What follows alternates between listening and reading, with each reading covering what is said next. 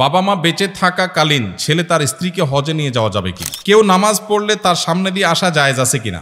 ফরজ গোসল শেষে যদি শরীর থেকে বীর্য নির্গত হয় তাহলে করণীয় কি? এরপরে প্রশ্ন হলো, আমার বোন গত 5 বছর হলো মারা গেছেন, এখন তার কবর গর্ত হয়ে গেছে। আমার বাবা ও ভাই তারা দায়িত্ব নিয়ে কবর ঠিক করছেন না, আমরা বোনেরা গিয়ে কি সেই কবর ঠিক করতে পারবো? এরপরে প্রশ্ন হলো, যদি কোনো জিনিসে পা লাগে তাহলে আমরা হাত মুখে এবং কপালে দিয়ে সালাম করি, এটা ইসলামী দৃষ্টিতে কেমন? যদি কেউ প্রথম রাকাতে ভুলবশত বা ইচ্ছাকৃত সূরা ফাতিহার পর সূরা নাস পড়ে ফেলে তাহলে দ্বিতীয় রাকাতে তিনি কি করবেন? মাযহাব তো 4টাই সহিহ, তাহলে এক মাযহাবের অনুসারী ব্যক্তি অন্য মাযহাবের কোনো মাসালা গ্রহণ করলে সহিহ হবে না কেন? ইভেন্ট ম্যানেজমেন্ট পেশা কি হালাল না হারাম? শ্বশুরবাড়ির লোক শিয়া ধর্ম পালন করে, আমি সে বাড়িতে বউ হয়ে এসেছি, কিন্তু আমার বাবা মা জানতো না যে তারা সে ধর্মের। এখন শ্বশুরবাড়ির লোকের সাথে আমার মেলে না, সংসারে শান্তি বজায় রাখার জন্য আমার এখন কি করা উচিত? আমি একজন বেকার যুবক, অনার্স 2য় বর্ষে পড়ি। আমার মা আমাকে এখনই বিয়ে দিতে চায়, কিন্তু আমি নিজে উপার্জনক্ষম না হয়ে সংসারে জড়াতে চাই না। এখন আমি কি করব? মানসিক চাপে আছি। আমার 2 বছর বয়সী পুত্র সন্তান সারা রাত একটুও ঘুমায় না, খুব কান্নাকাটি করে, বাড়িতে সবাই অসুস্থ হয়ে পড়ছি না ঘুমিয়ে, এখন করণীয় কি? আমরা যদি কেউ ফাজলামি করে কাউকে কবুল বলি তাহলে কি বিয়ে হয়ে যাবে? কোনো মহিলার স্বামী মারা গেলে তার স্ত্রীর কি কোনো বাধ্যতামূলক আমল আছে? জালিম স্বামী স্ত্রীকে তালাক না দিয়ে শারীরিক ও মানসিকভাবে নির্যাতন করে, সেক্ষেত্রে স্ত্রীর তালাক বৈধ কিনা? এরপরে প্রশ্ন হলো, আমার স্বামী অনেক মোবাইলে গেম খেলে, তাকে এ বিষয়ে না বললে শুনে না, অশান্তি করে অনেক, আপনি নসিহত করেন। ছোট বাচ্চার সামনে অনেক বাজে আচরণ করে। আমি কোহিনুর বেগম, বয়স 69, আমার স্বামী দীর্ঘ 27 বছর আমার খোঁজ খবর নেন না, তিনি আবার বিবাহ করেছেন। আমার দুশ্চিন্তার কারণ, আমার পরকালের হিসাবের ক্ষেত্রে আমার স্বামী ও সংসারের জন্য আমার গুনাহ হতে হচ্ছে কি না? আমাকে মাসলাটা বলে দিলে আল্লাহর কাছে মাপ চেয়ে আমল করে মৃত্যুর জন্য প্রস্তুতি নিতে পারতাম। আহা, কত প্যাথেটিক প্রশ্ন, চিন্তা করেন। আমাদের এই দেশে আলহামদুলিল্লাহ এমন এমন দিনদার বোন আছেন, এমন এমন কোরআন এবং সুন্নাহর উপরে আমল করার জন্য পাগল পরা আল্লাহর বান্দারা আছেন, সংখ্যা খুব কম। তাদের দেখে প্রেরণা হয়, উৎসাহ হয় যে আল্লাহ তাআলার ভয় তাদের অন্তরে কত বেশি, চিন্তা করেন। এই ভদ্রমহিলার বর্ণনা অনুযায়ী তার স্বামী তার খোঁজ খবর নেন না কত বছর? 27 বছর। 27 বছর যে স্বামী ভরণ পোষণ দেয় না, খোঁজ খবর নেয় না, জুলুম করছে, আবার আরেকটা বিয়ে করে সেখানে তাকে নিয়ে ব্যস্ত। এখানে তার প্রথম স্ত্রীর প্রতি সে জুলুম করছে না করছে। এরপরও তিনি চিন্তা করছেন যে তিনি জুলুম করছেন, তিনি আল্লাহর কাছে জবাবদিহি করবেন। আমি তো স্বামীর খেদমত করার, সেবা করার, স্বামীর হক আদায় করার সুযোগই পাচ্ছি না, কারণ তিনি কাছেই আসছেন না, যোগাযোগই করছেন না। তো আল্লাহর কাছে আমার কোনো দায় আছে কিনা? এটা কি বলে আল্লাহর ভয়? এই বোনকে আমরা আশ্বস্ত করতে চাই, যে স্বামী এরকম অমানুষ, যে স্বামী এরকম জালিম, যে স্বামী স্ত্রীর হক আদায় করে না, ওই স্বামীর আপনি কোনো খেদমত করছেন না, করার সুযোগ পাচ্ছেন না, এর জন্য আল্লাহর কাছে আপনার কোনো দায় নাই। কারণ আল্লাহ তাআলা বলেছেন কোরআনে, লা ইউকাল্লিফুল্লাহু নাফসান ইল্লা উসআহা, সাধ্যের বাইরে আল্লাহ তাআলা কাউকে কোনো কিছু চাপিয়ে দেন না। যেহেতু তিনি আসছেন না, খোঁজ খবর নিচ্ছেন না, হক আদায় করছেন না, আপনার সেখানে তার হক আদায় করার কোনো অপশনই নাই, সুযোগই নাই। অতএব আল্লাহর কাছে আপনার কোনো দায় নাই, কোনো জবাবদিহিতা নাই। আপনি আল্লাহর কাছে এর জন্য পাকড়াওর শিকার হবেন না। তবে আপনার অন্তরে আল্লাহর যে ভয় আছে, এটা আপনার অ্যাসেট, এটা আপনার মূল্যবান সম্পদ, এটা আপনাকে ধারণ করতে হবে। প্রতিটা কাজের ক্ষেত্রে আল্লাহর সামনে দাঁড়াতে হবে, আল্লাহর সামনে জবাবদিহি করতে হবে। এই জবাবদিহিতার বোধ যদি অন্তরে জাগ্রত হয়, এই চেতনার নাম তাকওয়া। আর এই তাকওয়া সম্পর্কে আল্লাহ বলেছেন, ওয়াল আকিবাতু লিত্তাকওয়া, শেষ হাসি হাসবে মুত্তাকিরা। দুনিয়াতে বহু মানুষ হাসবে, ক্ষমতা দখল করে হাসবে, চেয়ার পেয়ে হাসবে, ব্যবসা বাণিজ্যে ভালো করে হাসবে, সুনাম সুখ্যাতি অর্জন করে হাসবে, দুনিয়ার সাকসেস পদচুম্বন করার পর হাসবে। এই হাসির পরে কান্না আসতেও পারে যদি সে জাহান্নামী হয়।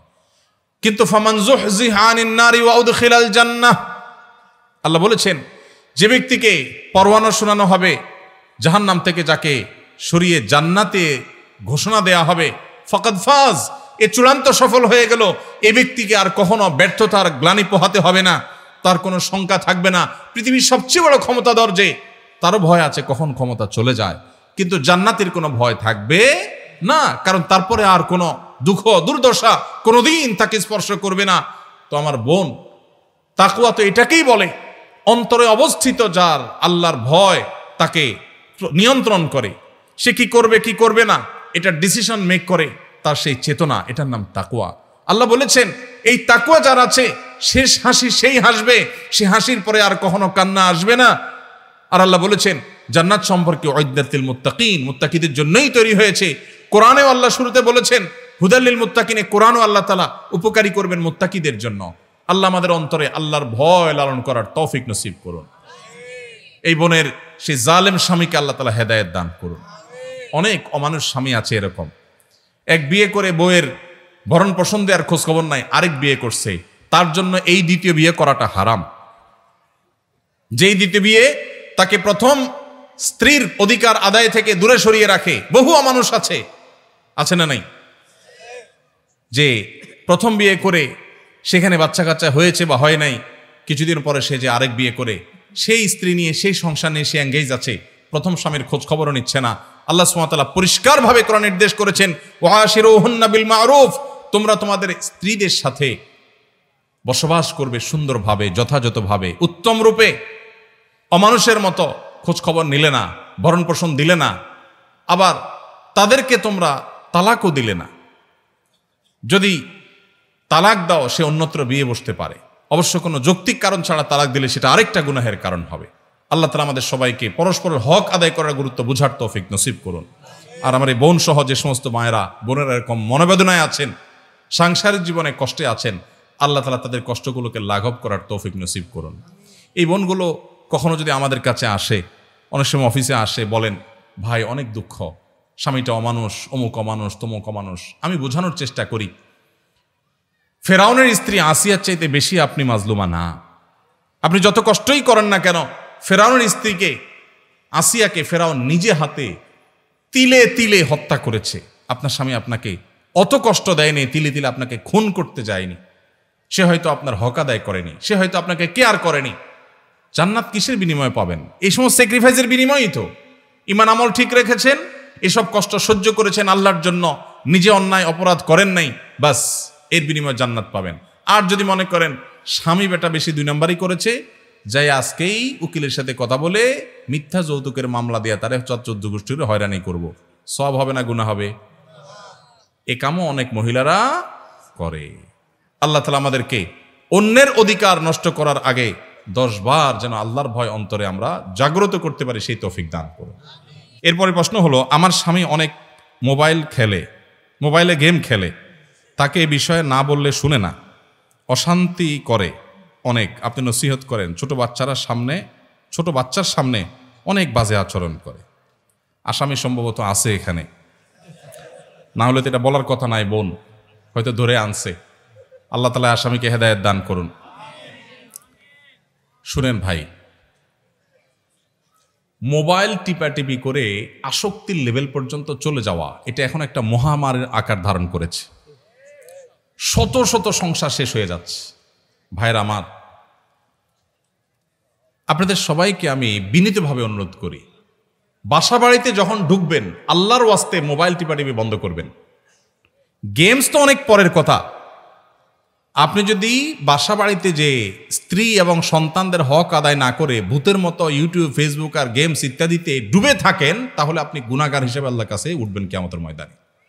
অনেক নামাজি মানুষ আছে, লম্বা দাড়ি আছে, সব ঠিক আছে, হক হালাল অনুযায়ী চলেন, হালাল মেনটেন করে চলেন, কিন্তু মোবাইলের টিপাটিপির কারণে তিনি অতিরিক্ত আসক্তি, এডিকশনের কারণে তিনি তার পরিবারের হক আদায় করতে পারছেন না। আছে না নাই? বাচ্চাগুলোর অবস্থা বড় করুণ, এটার নিয়ন্ত্রণ করা জরুরি। ভেতর থেকে একজন বলছে মহিলারাও মোবাইল টিপে, সঠিক বলেছেন, আপনার সাথে আমি একমত। অনেক মহিলারাও এ রোগের রোগী, যে দেখা যায় স্বামী বেচারা সাইড পায় না। কেন? সে, কারণ সে বন্ধু বান্ধবীদের হোয়াটসঅ্যাপ গ্রুপে এখন অ্যাক্টিভ আছে। সে এখন কোনো রান্না বাড়ার ভিডিও দেখতেছে, সাজগোজের ভিডিও ইউটিউবে দেখতেছে, এত এঙ্গেজ যে স্বামীকে সময় দেওয়ার সুযোগ নাই, সন্তানকে সময় দেওয়ার সুযোগ, মোবাইল টিপতে টিপতে বাচ্চাদের মুখে খাবার দিচ্ছে। পুরুষরা হোক মহিলারা হোক, যেই করুক না কেন, এটা খুবই জঘন্য একটা কাজ। বেশিরভাগ লোক বাসায় ঢুকতে ঢুকতে মোবাইল টিপতে টিপতে ঢুকে, আবার বাইরে আসার মোবাইল টিপতে টিপতে বাইর হয়। এটা কোনো জীবন না ভাই। আমি বেশ কিছুদিন অফিস থেকে আসার পর গাড়িতে মোবাইলটা রেখে গ্যারেজে, তারপরে গায়ে লক করে তারপর বাসায় যাইতাম। বাসায় মোবাইল নিতামই না। অবশ্য পরে এটা ধরে রাখতে পারি নাই, কিন্তু চেষ্টা করি এখনো পর্যন্ত যে সব ঝামেলা শেষ করে, প্রয়োজনে বাসা ঢুকার আগে কাজ ঝামেলা শেষ করে এরপর মোবাইল চার্জে বা অন্য কোথাও দিয়া ফ্যামিলিকে যতটুকু সময় দেওয়া যায়। আমি এর আগে বিভিন্ন সময় বলেছি, এই শীতের মৌসুমে আমি দিনে কমপক্ষে 1 ঘন্টা ছেলেদের সাথে ব্যাডমিন্টন খেলার চেষ্টা করি, আলহামদুলিল্লাহ, কমপক্ষে 1 ঘন্টা। আমার একটা ক্ষেত আছে ঢাকায়, 18-19 আইটেমের সবজি করি আমরা, নিজের হাতে আমরা এই ক্ষেত কোপাই বাচ্চাদের সাথে নিয়ে। বেশিরভাগ বাবা মা তারা মোবাইলে আসক্ত, স্ত্রীকে সন্তানকে সময় দিতে পারেন না। আবার এসে আমাদের কাছে কাগজ লিখে দেন, ভাই সন্তানটা অমানুষ হয়ে যাচ্ছে, দোয়া শিখাই দেন। দোয়ার কাজ না তো, দাওয়াইয়ের কাজ। দোয়া তো করবেনই, কিন্তু দাওয়াই আপনাকে আগে দিতে হবে। এই জন্য মোবাইলের এই অপ্রয়োজনীয় টিপাটিপি বন্ধ করবেন তো ইনশাল্লাহ। আর যারা মোবাইলে গেমস খেলতে গিয়ে পরিবারের হক নষ্ট করছেন, তারা ডাবল গুনাহ করছেন। গেমস খেলে 1 গুনাহ করছেন সময় নষ্ট করে, আর স্ত্রীর হক নষ্ট করে আরেক গুনাহ করছেন। ভাইরা আমার, এটা নেশার মতো হয়ে গেছে, জঘন্য ব্যাপার হয়ে গেছে। ফেসবুক ইউটিউব ছাড়া জীবন চলে না। না, বাংলাদেশের একজন বড় ডাক্তার, যিনি স্বাধীনতা পদক পেয়েছেন কিডনির, কি নাম জানো, কামরুল ইসলাম সাহেব, ঢাকা মেডিকেল কলেজের সিরাজ সেমিনারে আমার সাথে, উনিও আলোচক হিসাবে ছিলেন, ওনার সাথে আমি ছিলাম। তো আমি দেখলাম যে উনি বলছেন ঢাকা মেডিকেল কলেজের স্টুডেন্টদেরকে যে, বাবারা, বাংলাদেশের যত কিডনি স্থাপিত হয়েছে তার অর্ধেকের বেশি তিনি একা করেছেন এবং ফ্রি। ভাঙাচোরা গাড়িতে চলেন, ওই টাকা দিয়া ডায়ালিসিস মেশিন কেনেন মানুষের জন্য। সেই জন্য স্বাধীনতা পদক পেয়েছেন। অনেক অবদান তার মানুষের জন্য, দিনদার মানুষ। তো তিনি বললেন, দেখলাম ছেলেদেরকে, যে বাবারা, আমি একটা বাটন ফোন ব্যবহার করি, আমার কোনো স্মার্টফোন নাই। তোমাদের কি মনে হয় তোমাদের চাইতে সায়েন্সে, টেকনোলজিতে, তথ্য প্রযুক্তিতে আমি পিছিয়ে আছি? ছাত্ররা বলল না। তিনি বললেন যে আমাদের এই 1 হাত লম্বা মোবাইল, 1/2 হাত লম্বা মোবাইল লাগে, স্মার্টফোন লাগে কেন? আমাদের তথ্য উপাত্ত জানার জন্য। এটা বেশিরভাগ ক্ষেত্রে শয়তানের নেক্সুরতের ধোঁকা। প্রয়োজন হলে আপনি রাখেন, কিন্তু সেটা নিয়ন্ত্রণ করা আপনাকে শিখতে হবে। আপনি যদি সাপ ধরে যদি সাপের বিষ দিয়ে ঔষধ বানাতে হয়, তাহলে সাপ নিয়ন্ত্রণ করা আপনাকে শিখতে হবে। উল্টা যদি সাপের ছোবলে আপনি মারা যান, তাহলে আপনার জন্য এই কাজ করা জায়েজ নাই। মোবাইল যদি আপনার নিয়ন্ত্রণের বাইরে চলে যায়, এই মোবাইল চালানো আপনার জন্য জায়েজ নাই। অনেক ভাইরা আছেন নামাজি কালামে, দিনদার, দাড়িওয়ালা, সব ঠিক আছে, প্র্যাকটিসিং মানুষ মাশাআল্লাহ, শুধু মোবাইল ফোন তার জাহান্নামে যাওয়ার কারণ হয়ে যাবে। এই জন্য ভাইটা নিয়ন্ত্রণ করি, চেষ্টা করবো তো ইনশাল্লাহ। যাদের ফ্যামিলি আছে, ফ্যামিলিকে সময় দেন। ভাইরে, মোবাইল টিপার একটা মজা আছে, আমিও বুঝি, কিন্তু ফ্যামিলির সাথে টাইম পাস করা একটা মজা আছে, এটা আমরা বেশি আমরা বুঝি না। আল্লাহ আমাদেরকে তৌফিক দান করুন। আমি আমার কথা বললাম, এত ঝামেলার পরও যেদিন সময় পাই বাচ্চাদেরকে বলি, নামো, আমি আসতেছি, আমরা খেলবো। কোর্ট কটা আছে, আমরা ব্যাডমিন্টন খেলি। আর যেদিন সুযোগ আছে বাচ্চাদের নিয়ে খেতে, কোদাল নিয়ে আমরা নেমে যাই। যখন সুযোগ পাই তখন করি। আমাদের ছাদে 146টা ড্রাম আছে, সব রকমের সবজি আছে আমার ছাদে, আলহামদুলিল্লাহ। সেগুলো আমি, আমাদের পরিবারের সদস্যরা, বেশিরভাগ কাজ অবশ্য তারাই করে, আমি যতটুকু পারি সেখানে তাদের সাথে সংশোধন করার চেষ্টা করি। যারা মোবাইল ফোন নিয়ে বাসায় ডুবে থাকেন, তারা পরিবারটা যে একটা আস্ত জান্নাতের টুকরা, এটা ফিল করা থেকে মাহরুম, আপনারা বঞ্চিত। আপনাদের দেখে করুণা হয়। আল্লাহ আমাদেরকে হেদায়েত দান করুন। যারা এই কাজগুলো করছেন তারা ভুল কাজ করছেন। আমার মা সাংসারিক কাজ করতে করতে জোহরের সালাত প্রায় আসরের ওয়াক্তে পড়েন। অনুগ্রহ করে আমার মায়ের ব্যাপারে নসিহত করুন। এটা শুধু আপনার মা না, আমাদের দেশে আমাদের মা বোনদের, এখানে অনেক মা বোনরা আছেন প্যান্ডেলে, আপনারা মনোযোগ দিয়ে শুনেন। আমাদের মা বোনদের একটা বড় ধরনের ব্যাধি হলো, অন্য যে কোনো ওয়াক্ত নামাজ তারা সুন্দর মতো সময় মতো আদায় করলেও জোহরের ওয়াক্ত বেশিরভাগ মায়েরাই দেরি করে পড়েন। খুবই জঘন্য একটা ব্যাপার। এটা মহিলাদের নামাজের ক্ষেত্রে একটা কমন ত্রুটি, জোহরের নামাজ দেরি করে পড়া। কেন দেরি করে পড়ে? শয়তান একটা নেক্সুরতে ধোঁকা দেয়। কি ধোঁকা? শয়তান বলে, তুমি রান্না বাড়া করতে গিয়ে গাটা ঘামায় গেছে, শরীর ঘর্মাক্ত হয়ে গেছে রান্নাঘরে গরমে, এই স্বেচ্ছাতে শরীর নিয়ে নামাজ পড়লে কি আল্লাহ খুশি হবে? তাহলে একসাথে রান্না বাড়ার কাজ শেষ করো। ছেলে মেয়ে স্কুল থেকে আসছে, তাহলে ওদের খাবারটা দিয়ে দাও, তাহলে ওদের ক্ষুধাটা লেগে গেছে, ওদেরকে খাবার দিয়ে দেওয়া হয়, সব গোছগাছ করা হয়, এরপরে যা গোসল করতে। মহিলা মানুষ গোসল করতে গিয়ে আবার অনেক দেরি হয়, পুরুষদের মতো তাড়াতাড়ি অনেকে করতে পারেন না। তাহলে এইসব করতে করতে দেখা যায় 3টা বাজে জোহর পড়া হয় তার সারা 12 মাস। খুবই জঘন্য একটা বদভ্যাস। এটা আমাদের মা বোনদের পরিহার করতে হবে। আপনার নামাজের ওয়াক্ত হয়ে গেছে, কাজে স্টপ রেখে দ্রুততার সাথে আপনি উজু করে নামাজটা পড়ে নেন। গোসল করা জরুরি না। অনেক মহিলাদের সূচিবায়ুর রোগ আছে, গোসল করা ছাড়া জোহর নামাজ পড়বে না। গোসল করাটা আপনার নামাজের জন্য তো ফরজ না। যদি ফরজ গোসল না হয় তাহলে কেন আপনি গোসলের জন্য নামাজকে বিলম্ব করবেন? ওই যে আমার গোসল ছাড়া করলে আনফ্রেশ শরীরে হবে, এটা নেক্সুরেতে ধোকা। ওয়াক্ত মতো নামাজ পড়ার গুরুত্ব তার চাইতে অনেক বেশি। আল্লাহ আমাদের বন্ধুদেরকে হেদায়েত দান করুন। আমার বাবা কালীগঞ্জ উপজেলায় আমার বাসার পাশে মোবারকগঞ্জ সুগার মিল অবস্থিত। আমরা বিকালে সুগার মিলের ভিতরে গেলে আখ আর চিনি খাই।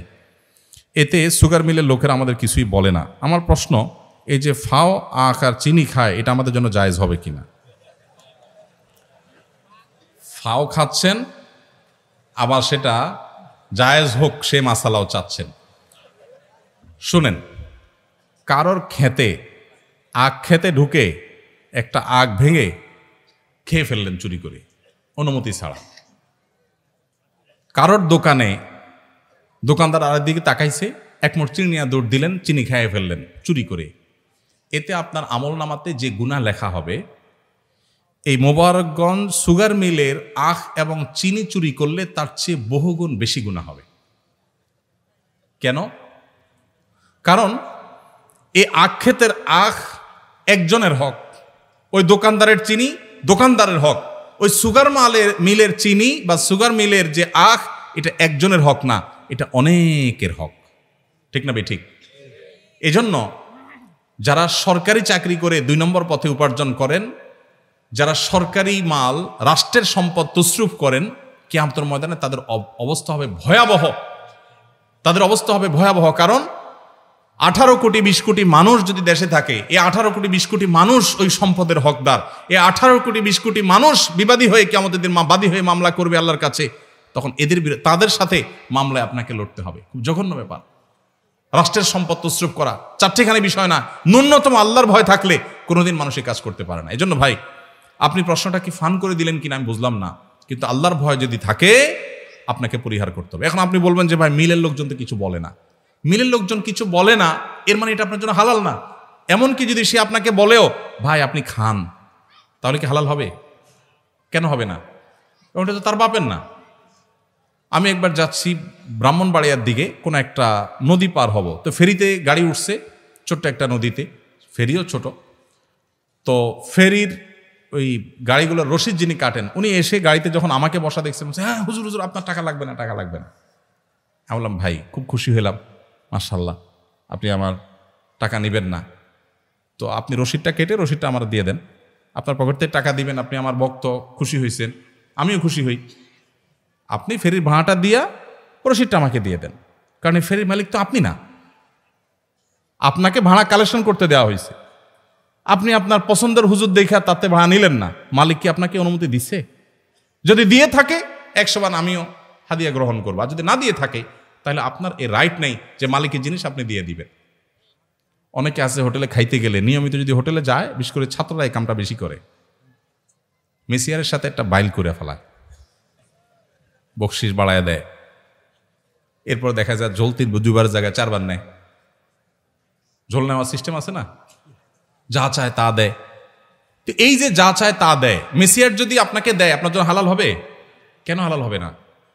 কারণ এটা মেসিয়ারের বাবার না, তার নিজের না, এটা মালিকের।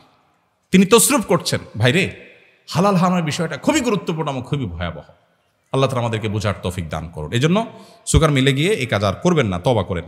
জালিম স্বামী স্ত্রীকে তালাক না দিয়ে শারীরিক ও মানসিকভাবে নির্যাতন করে, সেক্ষেত্রে স্ত্রী তালাক বৈধ কিনা?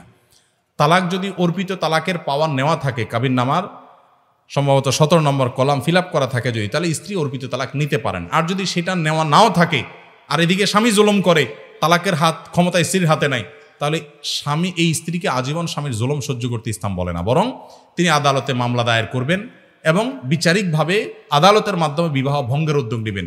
আদালত যদি না থাকে, সেই সুযোগ যদি না থাকে, তাহলে এলাকার মান্যগণ্য ওলামা একরাম বসে এই বিবাহ ভাঙার উদ্যোগ নেবেন। যদি স্বামীকে জুলুম থেকে কোনোভাবে নিবৃত করা না যায়, স্ত্রীকে বাঁচাতে বিবাহ বিচ্ছেদের ফসকের উদ্যোগ আদালত নেবে। আদালত না থাকলে আদালতের স্থলাভিষিক্ত যেটা সেটা হবে। আমার দেশে আলহামদুলিল্লাহ আদালত থেকে এটা পারপাস সার্ভ হয়। বিধায় যদি স্বামী তালাকও না দেয়, আবার স্ত্রীর হাতে তালাকে তাহফিজের পাওয়ারও না থাকে, এদিকে জুলুম করতেই থাকে, স্ত্রী সারা জীবন জুলুম সহ্য করবে তা না, বিহিত করতে পারবে। তবে এই বিষয়গুলো ভ্যারি করে অবস্থার উপরে। এই জন্য আমরা কোনো দক্ষ আলিম, কোনো ফকিহ, কোনো মুফতির কাছে গিয়ে তারপরে এগুলোর উত্তর, ইন্ডিভিজুয়াল উত্তর জানার চেষ্টা করবো। তালাকের মাসালা ক্ষেত্রে আমরা মূলনীতি বলি, ইন্ডিভিজুয়াল কোনো কেস বলি না। আমার এই কথা বলে শুনেই আপনি উদ্যোগ নেবেন না। আপনার অবস্থাকে কোনো মুফতির কাছে গিয়ে, আদালতে গিয়ে খুলে বলবেন, তারপরে সমাধান করবেন। তালাকের মাসালার উত্তর কখনো এই শর্ট প্রশ্নোত্তর আনসার থেকে নেবেন না, মূলনীতিটা জানতে পারেন। আমি শুধু মূলনীতিটা বলার চেষ্টা করলাম। কোনো মহিলার স্বামী মারা গেলে তার স্ত্রীর কি কোনো বাধ্যতামূলক আমল আছে? কোনো নারীর স্বামী মারা গেলে, স্বামী পরিত্যক্তা হলে তাকে ইদ্যত পালন করতে হয়। ইদ্যত হলো 4 মাস 10 দিন পর্যন্ত তিনি কোথাও বিবাহ বন্ধনে আবদ্ধ হবেন না। নাম্বার 2, যেই বাড়িতে থাকা অবস্থায় স্বামী মারা গেছে, সুযোগ থাকলে সে বাড়িতে 4 মাস 10 দিন অবস্থান করবেন। বাড়িতে থাকার মানে ঘরের ভিতর ঢুকে থাকা না, ওই বাড়ির চৌহদ্দির মধ্যে থাকবেন। অন্য কোথাও যেতে হলে, একান্ত প্রয়োজন হলে, ডাক্তার দেখানোর জন্য যেতে হয়েছে, অসুস্থ হয়েছেন, যেতে পারবেন। এছাড়া তিনি বের হবেন না, ওখানে থাকবেন। এটা তার শোক পালনের অংশ। এবং এই 4 মাস 10 দিন ওই জায়গায় যদি থাকা অসম্ভব হয়, তাহলে যেখানে থাকা নিরাপদ হবে সেই জায়গা গিয়ে 4 মাস 10 দিন বা বাকি দিনগুলো তিনি পুরা করবেন। বাহিরে যাবেন না একান্ত প্রয়োজন ছাড়া। নাম্বার 3, সাজগোজ করবেন না। সাজগোজ করা বলতে অতিরিক্ত সাজগোজ। বেসিক যে কাজগুলো মানুষ করতে হয়, তেল মাখতে হয় বা অন্যান্য কাজগুলো সুস্থ থাকার প্রয়োজনে বা নিজের স্বাস্থ্যের প্রয়োজনে যদি করতে হয়, সেগুলো ভিন্ন বিষয়। সাজগোজ বলতে যা বোঝানো সেগুলো করবেন না। অলংকার ইত্যাদি পরবেন না। অর্থাৎ সাজগোজের উদ্দেশ্যে যে অলংকার পরা হয়, ঘুরতে যাওয়া হয়, এরকম অলংকার ইত্যাদি পরবেন না। তো এই কাজগুলো 4 মাস 10 দিন না করা স্বামী যাদের মারা গেছে সেই স্ত্রীদের জন্য কর্তব্য, এটা তাদের জন্য ওয়াজিব। আমরা যদি কেউ ফাজলামি করে কাউকে কবুল বলি, তাহলে কি বিয়ে হয়ে যাবে? স্কুল কলেজে ছেলেফেলেরা অনেক সময় দুষ্টামি করে এই কাজ করেন। দেখুন, সালাতুন জিদ্দুহুন্না জিদ্দুন ওয়া হাজলুহুন্না জিদ্দুন। নবী সাল্লাল্লাহু আলাইহি ওয়াসাল্লাম বলেছেন 3টা কাজ হাসতে হাসতে করলে যা হবে, সিরিয়াসলি করলেও তা হবে। এর ভিতরে একটা হলো বিয়ে। যদি 2 জন সাক্ষীর উপস্থিতিতে, অ্যাডাল্ট 2 জন সাক্ষীর উপস্থিতিতে এই কাম করে থাকেন, উভয়ে হাসাহাসি করেছেন, আর নিজেরা শিশু না হন, আপনারাও অ্যাডাল্ট হন, তাহলে হানাফি মাযহাবের মাসআলা অনুযায়ী বিয়ে হয়ে যাবে। বলবেন হুজুর মোহরটা ঠিক কই নাই। মোহর অটোমেটিক সেট হয়ে যাবে, কিন্তু বিয়ে হয়ে যাবে। খুব জটিল। এখন অনেক সময় আমরা ফাজলামি করি। এখন কেউ নাটক সিনেমাতে অভিনয় করার জন্য করছে, সেটাও যদি 2 জন সাক্ষীর সামনে করে, ওই ব্যাকল জানে না যদি আবিয়াত্ত হয়ে থাকে বিয়ে হয়ে যাবে, আর যদি বিবাহিত হয় তাহলে তার কোনো উপায় নেই। তো শরীয়তের এই মাসালাগুলো নিয়ে তামাশা করা যাবে না, এগুলো সিরিয়াস ইস্যু। আমার 2 বছর বয়সী পুত্র সন্তান সারা রাত একটুও ঘুমায় না, খুব কান্নাকাটি করে। বাড়িতে সবাই অসুস্থ হয়ে পড়ছি না ঘুমিয়ে। এখন করণীয় কি? ভালো কোনো রাকি শরণাপন্ন হবেন। আমার অফিসে রুকিয়ার জন্য শত শত মানুষের সিরিয়াল। আমি বারবার করে বলি, ভাই আমি কোনো রাকি না, রুকিয়া করা আমার কাজ না। আমার নিজের রুকিয়ার জন্য আমি অন্য রাকিদের সহযোগিতা নিই। আপনি সোশ্যাল মিডিয়াতে রুকিয়া সাপোর্ট গ্রুপ সার্চ করলে অনেক গ্রুপ, অনেক লোক পাবেন যারা ভালো ভালো রুকিয়া করেন, কোরআন হাদিস থেকে রুকিয়া করেন, কোনো শিরকি কাজ, ভুয়া কাজ করেন না। জাস্ট এটুকু নিশ্চিত হয়ে যে কোনো রাকির শরণাপন্ন হবেন।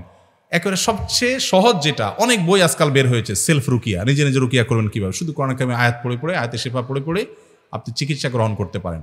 সায়েন্সের এই যুগে এখানে অনেক সায়েন্সের ছাত্র আছেন, আপনাদের কাছে মনে হতে পারে যে ভাই কোরআন আয়াত পড়বো আর ট্রিটমেন্ট হয়ে যাবে। হ্যাঁ, কোরআন আয়াত পড়বেন আর ট্রিটমেন্ট হবে। বলে তাহলে হসপিটালের দরকারটা কি? নবী করিম সাল্লাল্লাহু আলাইহি সাল্লাম মানুষ অসুখ হলে তাকে চিকিৎসা গ্রহণ করতে বলেছেন, নির্দেশ করেছেন যে তোমরা চিকিৎসা গ্রহণ করো। এট এ টাইম একজন মুসলমান তিনি আল্লাহর কাছে দোয়াও করবেন। এই রুকিয়াটা হলো পার্ট অফ দোয়া। আপনি দুইটাই সমান্তরালভাবে করবেন। এবং বিশেষ করে এই যে রুগীর কথা বললেন, বাচ্চা কাঁদে অস্বাভাবিক, এটার জন্য যদি আপনি মিরাকল দেখতে চান, আপনি সুন্নাহসম্মত রুকিয়াতে আপনি যান। আমি আপনাকে আল্লাহর উপর ভরসা করে বলতে পারি আপনি আল্লাহর কুদরত দেখতে পাবেন। আমার জীবনে বহুবার দেখার সুযোগ হয়েছে যে কোরআনে কারিম কিভাবে মিরাকলের মতো কাজ করে। এজন্য বাচ্চারা অস্বাভাবিক কান্নাকাটি করছে, অস্বাভাবিক কিছু করছে, মনে হচ্ছে যেটা মেডিকেল সায়েন্স রিলেটেড কিছু না, অস্বাভাবিক, তাহলে বুঝতে হবে যেটা রুকিয়া রিলেটেড ইস্যু। আপনি কোরআন তেলাওয়াত শুরু করে দেন। সূরা বাকারা হলো কমন রুকিয়া। নবী সাল্লাল্লাহু আলাইহি সাল্লাম বলেছেন সূরা বাকারা, এইটার তেলাওয়াত যদি আপনি কোনো ভাষায় করেন, তাহলে সে ভাষায় এই যে জাদু বা এই জাতীয় সমস্যা যদি থাকে, আল্লাহ তাআলা এটা থেকে মুক্ত করবেন এবং শয়তান ওখানে থাকতে পারেন। এই জন্য সূরা বাকারা তেলাওয়াত করবেন। তেলাওয়াত করতে পারেন না, অডিও চালাই দিবেন। এটা শুনবেন মনোযোগ দিয়ে, ইনশাআল্লাহ দেখবেন এই জাতীয় বিষয়গুলো ট্রিটমেন্ট হয়েছে। আর সবচেয়ে ভালো হয় ভালো কোনো রাখি শরণাপন্ন হবেন, ইনশাআল্লাহ ঠিক হবে। আমি একজন বেকার যুবক, অনার্স 2য় বর্ষে পড়ি। আমার মা আমাকে এখনই বিয়ে দিতে চায়, কিন্তু আমি নিজে উপার্জন অক্ষম না হয়ে সংসারে জড়াতে চাই না। এখন আমি কি করব? মানসিক চাপে আছে। কি কপাল পড়া ছেলে, চিন্তা করেন। বউ ছেলে আমাদের কাছে কাগজ লেখা দেয়, বাপ মা বিয়ে করায় না, সে বিয়ে করতে চায়, আর এর মা বিয়ে করাতে চায়, সে পয়সা কামানো দেখি করবে না। মানে কত বড় কপাল পড়া হলে এটা সম্ভব, চিন্তা করেন। কোনো মা বাবা যদি উদ্যোগী হয়ে সন্তানকে বিয়ে করান, আলহামদুলিল্লাহ, তার মানে মা বাবা সাপোর্ট করবেন, বউকে না খাওয়ায় মারবেন না, রেখে দিবেন না, তার মানে তোমার বাবা মার সাপোর্ট আছে ভাই। তাহলে এই সুযোগটা তো গ্রহণ করা উচিত, কি বলেন? একই সাথে কাজও করা উচিত। বলে হুজুর আমি পড়ালেখা করে কাজ করব। পড়ালেখা করে কাজ করা যায় না? আমি যখন যশোর দোয়ারনা মাদ্রাসায় পড়ি, আমার ভাই সাক্ষী, তখন আমি যুব উন্নয়নে ইমামতি করে চাকরি করি, 600 টাকা মাসে বেতন। আমি ছিলাম হাটহাজারী মাদ্রাসায়, সেখান থেকে এখানে আসছি। কেন? কারণ আমার বাবা সাতক্ষীরাতে মাছের ঘেরে ব্যবসা করতে গিয়ে অনেক লস খেয়েছে, একেবারে আকাশ থেকে পাতালে পড়ার মতো। তখন বাবাকে সাপোর্ট দেওয়ার প্রয়োজন হয়েছে ফিনান্সিয়ালি। আমি তখন ভালো মাদ্রাসা ছেড়ে, হাটহাজারী ছেড়ে যশোর দর্শনে ভর্তি হয়েছি। আলহামদুলিল্লাহ, ছাত্র জীবনে বাবাকে সাপোর্ট করেছি, নিজে পড়ালেখা করেছি। আমার তো পড়ালেখার কমতি হয় নাই। 10 stand, 3rd stand, 2nd stand সব যশোর দর্শনা মাদ্রাসা থেকে হয়েছে। সাক্ষী সব এখানেই আছে, ওস্তাদরা আছেন, মাশাআল্লাহ, মুরব্বীরা ওস্তাদরা আছেন মাদ্রাসা। আমাদের কাশিমপুর হুজুর আছেন, আমাদের হাবেজ সাহেব হুজুর আছেন, তো আমাদের আসাদুল আকরাম এখানে আছেন। তাহলে ছাত্ররা যারা মনে করেন যে ছাত্র জীবনে আমি উপার্জন করবো করতে, এটা ভুল কথা। চেষ্টা করলেই সম্ভব। আমরা এখন অবশ্য ঢাকাতে আসুন্না ফাউন্ডেশন থেকে আমাদের ইউনিভার্সিটি স্টুডেন্টদের জন্য আমরা নানামুখী উদ্যোগ গ্রহণ করছি। আপনি চাইলেই হাতের কাছে স্ত্রীর ডাল ভাতের টাকা জোগাড় করার জন্য হিম্মত করলে একজন যুবক অনেক কিছু করতে পারে পড়াশোনার পাশাপাশি। বিধায় আপনি হীনমন্য না হয়ে এই অফারটা গ্রহণ করে ফেলবেন এবং হালাল উপার্জন করার চেষ্টা করবেন। বাবা মাদের সাপোর্ট করে, আলহামদুলিল্লাহ, আর কোনো কথাই নেই। শ্বশুরবাড়ির লোক শিয়া ধর্ম পালন করে, আমি সে বাড়িতে বউ হয়ে এসেছি, কিন্তু আমার বাবা মা জানতো না যে তারা সে ধর্মের। এখন শ্বশুরবাড়ির লোকের সাথে আমার মেলে না, সংসারে শান্তি বজায় রাখার জন্য আমার এখন কি করা উচিত? শিয়াদের অনেকগুলো গ্রুপ আছে, গোষ্ঠী আছে। শিয়াদের কিছু গ্রুপ আছে, গোষ্ঠী আছে, তারা মুসলমানই না, ইসলামের গণ্ডি থেকেই খারেজ। তাদের সাথে বিবাহ হলেও সেই বিবাহ বাতিল, সঠিক নয়। বিধায় দ্রুততার সাথে এখান থেকে সরে যেতে হবে এবং অন্যত্র বিয়ের চিন্তা করতে হবে। আর যদি সে পর্যায়ে না হয়, গোমরাহ এবং বাতিল ফেরকা হিসাবে শিয়া চূড়ান্ত, কিন্তু ইমানের গণ্ডি থেকে খারিজ হয় নাই, শুধুমাত্র আবু বকর রাদিয়াল্লাহু তাআলার খেলাফত এর উপযুক্ত নাকি আলী রাদিয়াল্লাহু তাআলার উপযুক্ত, এই বিষয় নিয়ে মতপার্থক্য আছে আহলে সুন্নাহর সাথে। কোরআনের পারা সংখ্যা নিয়ে কোনো সন্দেহ নাই। আম্মাজান আয়েশার চরিত্রের সম্পর্কে কোরআন সার্টিফিকেট দিয়েছে, সেটা নিয়ে সন্দেহ নাই। কোর ইমান যাওয়ার মতো যে জায়গাগুলো, সেরকম কোনো জায়গা ঝামেলা নাই যেসব শিয়াদের। এরকম শিয়াদের সাথে বিয়ে হয়, তাহলে বিয়ে বাতিল হয়েছে বলা যাবে না, কিন্তু এখানে আপনার বনিবনা হচ্ছে না, হবে না, আপনার এবং ভবিষ্যৎ প্রজন্মের ইমান আকীদা নষ্ট হবে। অতএব আপনি আপনার অভিভাবকদেরকে এখন আর লুকাবার সুযোগ নেই, তাদের সাথে আলাপ আলোচনা করে বিবাহ বিচ্ছেদের এখানে উদ্যোগ গ্রহণ করতে হবে, যদি তাদের হেদায়েতের আশা করা না যায়। আপনার প্রশ্ন থেকে বোঝা গেছে যে আপনি জুলুমে আছেন। আল্লাহ তাআলা আপনাকে উদ্ধার করুন। ইভেন্ট ম্যানেজমেন্ট পেশা কি হালাল না হারাম? দয়া করে আমাদেরকে বুঝিয়ে বলবেন, কারণ সারা বাংলাদেশে এই ব্যবসায়ীদের সংখ্যা অনেক আছেন। বিশেষ দ্রষ্টব্য, এই মঞ্চে ফুলের ডেকোরেশনটাও আমার ইভেন্টের।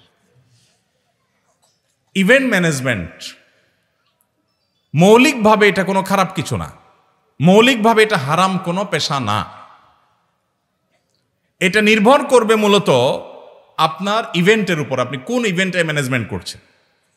আপনি একটা মাহফিলের ইভেন্ট ম্যানেজমেন্ট, এটাও একটা ইভেন্ট, এটা একটা আয়োজন, এটার ম্যানেজমেন্ট করেছেন, আপনি কোনো খারাপ কাজ করেন নাই। এখানে আপনি সার্ভিস দিয়ে টাকা পয়সা নেবেন, সম্পূর্ণ হালাল, কোনো অসুবিধা নেই। একটা কোম্পানির কোনো বাণিজ্যিক কোনো ফেয়ার হবে, অনুষ্ঠান হবে, সেখানে আপনি ইভেন্ট ম্যানেজমেন্ট করেছেন, হারাম কোনো কিছু নাই, তাহলে সেক্ষেত্রে আপনার কোনো দায় নাই। মুশকিল হলো ইভেন্ট ম্যানেজমেন্ট রিলেটেড ব্যবসা যারা করেন, তাদের বেশিরভাগ কাজ করতে হয় বিয়ে শাদী কেন্দ্রিক। আর বিয়ে শাদীকে কেন্দ্র করে আজকাল যে সমস্ত অনাচার হয়, 2 নাম্বারই হয়, গুনাহ হয়, পাপাচার হয়, সেগুলো দিনের আলো মতো পরিষ্কার। আপনি যদি জানতে পারেন যে ইভেন্টের ম্যানেজমেন্টে আপনাকে সার্ভিস দিতে হচ্ছে ওই ইভেন্টটাই হারাম ইভেন্ট, গানের আয়োজন হবে, নাচের আয়োজন হবে, হারাম কাজের আয়োজন হবে, তাহলে সেই ইভেন্ট ম্যানেজমেন্ট করা জায়েজ হবে না। এখন আপনি বলবেন ভাই এভাবে বেছে বেছে কি চলা যাবে? দেখুন, আপনার সামনে পথ 2টা, জান্নাত এবং জাহান্নাম। আপনাকে আগে ডিসাইড করতে হবে যে আপনি কোন পথের পথিক হবেন। জান্নাতে যদি যেতে হয় দুনিয়ার বহু স্যাক্রিফাইস আপনাকে করতে হবে। আমরা মনে করি দুনিয়ার সব ঠিকঠাক রাখবো আবার জান্নাতেও যাব, এত সহজ না। আপনি আল্লাহর কাছে যে জান্নাত চাইবেন, ফর হোয়াট? কিসের বিনিময়? আল্লাহকে তো বলতে পারবেন, আল্লাহ ইভেন্ট ম্যানেজমেন্টের ব্যবসা করতে গিয়ে মানুষ কাজই পায় না, সেখানে 10টা কাজ পাইলে 8টাই বাদ দেওয়া লাগছে হারামের কারণে, 2টা দিয়া পেট পালতে অনেক কষ্ট হয়েছে, ঘর বাড়ি কিচ্ছু করতে পারি নাই, ফ্ল্যাট প্লট গাড়ি কিচ্ছু করতে পারি নাই হারাম থেকে বাঁচতে গিয়া। এই কথা আল্লাহকে বললে আল্লাহর কাছে আপনি জান্নাতের প্রত্যাশা করতে পারেন, কারণ আপনি স্যাক্রিফাইস করেছেন। ভাইরা আমার, ওয়াদাকাত আলাইনাল আরদু বিমা রাহুবাত, আমাদের ইমানদারদের উপরে দুনিয়াটা এখন সংকীর্ণ হয়ে যাচ্ছে। কিয়ামত যত নিকটবর্তী হবে, হালাল উপার্জনের ওয়ে এবং উইন্ডোগুলো একটার পর একটা দেখবেন ক্লোজ হচ্ছে, যেদিকে যাবেন হারামের হাতছানি। এই সময় হালাল উপর টিকে থাকা কঠিন, কিন্তু সেই কঠিন কাজটা করাটাই হলো আমাদের সার্থকতা। আল্লাহ আমাদেরকে তৌফিক দান করুন। এরপরের প্রশ্ন হলো, ফরজ গোসল শেষে যদি শরীর থেকে বীর্য নির্গত হয় তাহলে করণীয় কি? যদি কারণ এরকম পরিস্থিতি তৈরি হয় ফরজ গোসল করার পর আবারও বীর্য নির্গত হলো, তাহলে সেটা দেখতে হবে যে ফরজ গোসলের পর তিনি দীর্ঘ একটা বিরতি দিয়েছেন, পেশাব পায়খানা, ঘুমিয়েছেন, হাঁটাহাঁটি করেছেন, এর অনেক পরে গোসল করেছেন, এরও পরে যদি বের হয় তাহলে এর কারণে তার পুনরায় গোসল করতে হবে না। আর যদি ইমিডিয়েট চলে গেছেন, বিরতি দেন নাই, যেই গোসল করে ফেলছেন, গোসল করার পর আবার বের হয়েছে, তাহলে আপনাকে পুনরায় গোসল করতে হবে। কথা কি বুঝাইতে পারছি? এরপরে প্রশ্ন হলো, আমার বোন গত 5 বছর হলো মারা গেছেন, এখন তার কবর গর্ত হয়ে গেছে। আমার বাবা ও ভাই তারা দায়িত্ব নিয়ে কবর ঠিক করছেন না, আমরা বোনেরা গিয়ে কি সেই কবর ঠিক করতে পারবো? প্রথম কথা হলো, এই দায়িত্ব বাবার এবং ভাইদের, মেয়েদের না। তারা যদি অবহেলা করে তাহলে আপনারা বোনরা যারা এটা নিয়ে কনসার্ন, আপনারা আগ্রহী হয়ে উদ্যোগী হয়ে লোক ঠিক করবেন যারা কবর সুন্দর করে এটাকে, যে গর্ত হয়ে গেছে ওটা পূরণ করে দিবে। মানুষকে আল্লাহ তাআলা মর্যাদা দিয়েছেন, আল্লাহ বলেছেন ওয়ালাকাদ কাররামনা বানি আদম, আমি আদম সন্তানকে মর্যাদা দিয়েছি। এই জন্য মানুষ জীবিত অবস্থায় সম্মান করতে হয়, মারা গেলেও মানুষের লাশকে সম্মান করতে হয়। এই জন্যই তো মানুষের লাশ কাটাছেড়া করা জায়েজ নাই। ভাইরা আমার, আমাদের মেডিকেল কলেজের স্টুডেন্ট ভাইরা মানব দেহের কঙ্কাল নিয়ে তাদের অনেক গবেষণা করতে হয়, স্টাডি করতে হয়। পৃথিবীর উন্নত অনেক দেশে এখন আর মানব দেহের অরিজিনাল কঙ্কাল দিয়ে তারা গবেষণা করে না, স্টুডেন্টরা পড়ালেখা করে না, তারা তার দামি প্লাস্টিক বা অন্য কোনো জিনিস দিয়ে তৈরি করে সেটা দিয়ে তারা কাজ করেন। আমাদের দেশে এখনও এই মানবতা বিরোধী এবং মানব জাতির জন্য অসম্মানজনকভাবে এই শিক্ষাদান পাঠদান প্রক্রিয়া মেডিকেল কলেজগুলোতে আছে, এটা বন্ধ হওয়া দরকার। তো যেটা বলছিলাম যে এইরকম পরিস্থিতি যদি হয় তাহলে সেক্ষেত্রে ইসলাম এটাকে নাজায়েজ ঘোষণা করে। এই যে পোস্টমর্টেম করি আমরা, এর যত যৌক্তিক কারণ আপনি দেখান, পরিষ্কারভাবে হাদিসে নিষেধ। নবী সাল্লাল্লাহু আলাইহি ওয়াসাল্লাম বলেছেন, কাসরু আযমিল মাইয়িতি কাকাসরিহি হাইয়া, জীবত অবস্থায় একজন মানুষের হাড্ডি ভাঙলে যেরকম গুনাহ, এই হাদিসের ব্যাখ্যা অনেক উলামা কেরাম বলেছেন মৃত অবস্থায় কোনো লাশের সাথে সেরকম আচরণ করলে সেরকম গুনাহ।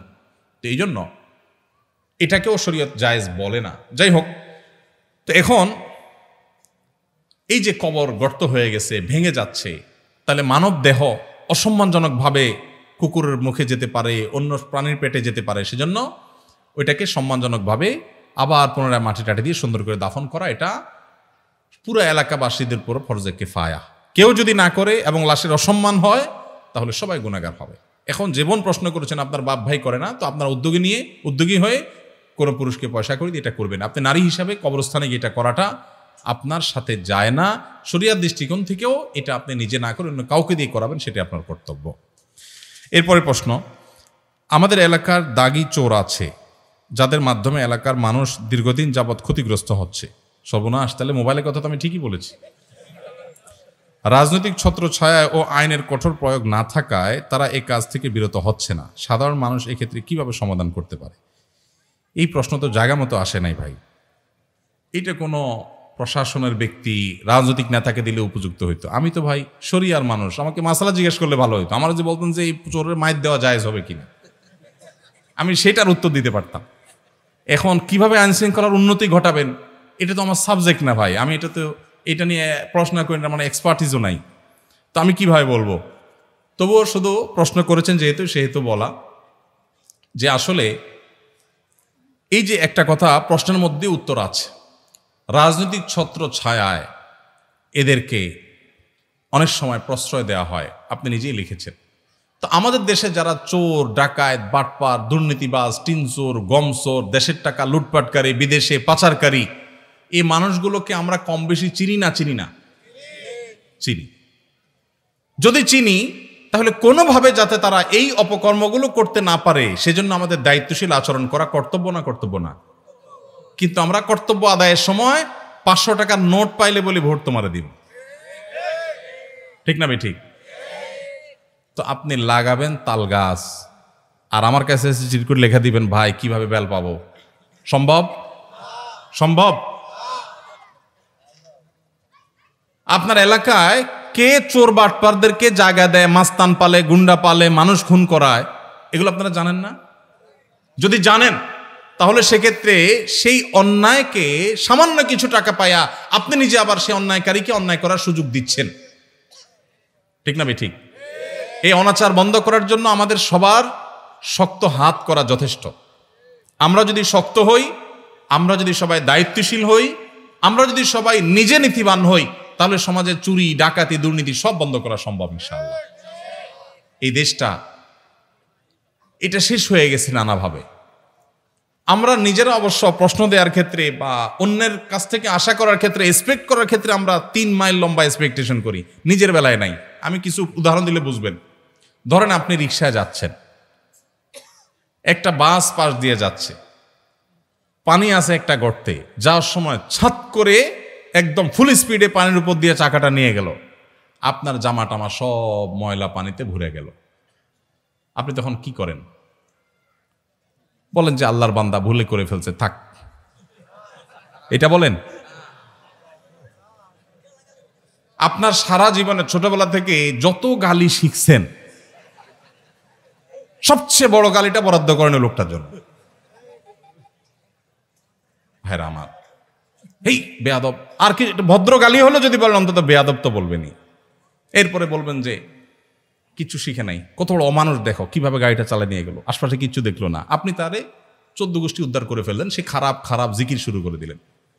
এবার আসেন, আপনি যখন ওই বাসের যাত্রী হন, আপনার যশোর থেকে মাগুরা যাওয়া লাগবে, অল্প সময়ের মধ্যে যাইতে হবে, সময় কম, বাসওয়ালা এমন টানা টানছে, যাওয়ার কথা 1 ঘন্টা 50 মিনিটে পৌঁছে দিস। আপনি বাস থেকে নামার সময় ড্রাইভার সাহেবকে সাহস দিয়ে বলতেছেন, ভাই মাশাআল্লাহ মাশাআল্লাহ, আপনি একের ড্রাইভার ভাই। তাহলে বোঝা গেল আপনি নিজে যখন ফাঁসেন তখন ড্রাইভারের 14 গোষ্ঠী উদ্ধার করেন, আবার আপনি যখন বাসে উঠেন তখন ড্রাইভার যত জোরে চালায় বলেন যে বাবা মাশাআল্লাহ, এই লোকের 14 গোষ্ঠী বোধহয় কখনো বিমান চালাইছে। এটা কি ভণ্ডামি না? ভণ্ডামি না? এটা কি দ্বিচারিতা না? দ্বিচারিতা না? আপনি যদি রাস্তায় উল্টাপাল্টা গাড়ি চালানোকে খারাপ মনে করেন, তো আপনার নিজের বেলা আসলেও সেটা মনে করতে হবে। আমরা বেশিরভাগ মানুষ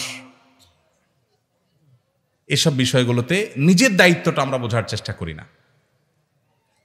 তো এই জন্য আমরা যখন সবাই নীতিবান হব, নীতিবান মানুষদেরকে কদর করব, আর দুর্নীতি, অপশাসন, অন্যায়, অনাচারের বিরুদ্ধে না বলার জন্য মেরুদণ্ড সোজা করে দাঁড়াতে হিম্মত করব, ইনশাআল্লাহ এমনিই সমাজ থেকে অন্যায় দূর হয়ে যাবে। আল্লাহ আমাদেরকে তৌফিক দান করুন। লাগাবেন বেল গাছ আর আমার কাছে চিঠি লিখে বলবেন কিভাবে তাল আশা করা যায়, সম্ভব না। আল্লাহ আমাদেরকে তৌফিক দান করুন। মাযহাব তো চারটাই সহি, তাহলে এক মাযহাবের অনুসারী ব্যক্তি অন্য মাযহাবের কোনো মাসালা গ্রহণ করলে সহি হবে না কেন? ভাইরা আমার, কোনো ব্যক্তি তিনি যদি কোরআন এবং হাদিসের দলিলের ধার বিবেচনা করতে পারেন, এই মাপের ব্যক্তি হন, তাহলে তিনি বিশেষ কোনো মাসআলার ক্ষেত্রে অন্য কোনো মাসআলার, অন্য কোনো ফিকহের, অন্য কোনো মাযহাবের মতের উপরে তিনি আমল করছেন। অনেক ইমামরা আছেন এরকম, অনেক বড় বড় ইমামরা এরকম করেছেন বিচ্ছিন্ন কোনো বিষয়, সেটার প্রতি মানুষকে আহ্বান করছেন না সমাজে বিশৃঙ্খলা ভয়ে, কিন্তু নিজে আমল করছেন।